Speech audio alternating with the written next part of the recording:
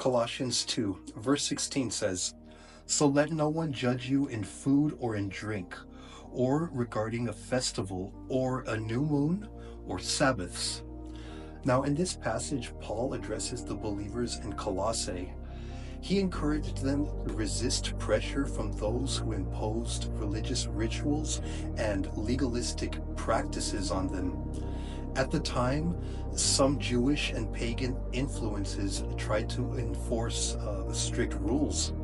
These rules included what Christians could eat, drink, and observe in terms of religious festivals, or new moons, or the Sabbath.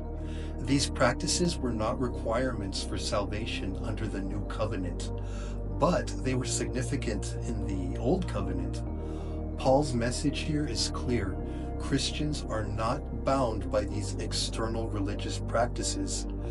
Through the death and resurrection of Jesus, we have been set free from the need to adhere to ceremonial laws as a means of obtaining righteousness. Salvation is through faith alone in Christ, not through observance or religious rituals or regulations. The food laws and special days of observance were part of the Old Testament law. Paul stresses that these things were just a shadow of what was to come.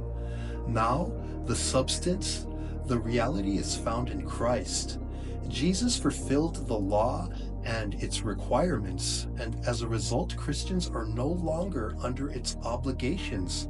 Our relationship with God is based on grace through faith and not keeping religious traditions. This verse is a powerful reminder that we should not allow others to impose legalistic standards on us or to judge our spiritual standing based on outward actions.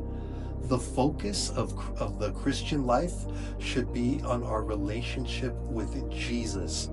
It's not on following rules or rituals that are not central to the gospel. Paul's teaching here, it encourages us to walk in the freedom that Christ provides. We are free from the burden of legalism. Our identity and righteousness come from Christ, not from religious observances. Let us live in the fullness of freedom, keeping our eyes on Jesus, and because He's the one who is the true substance of our faith.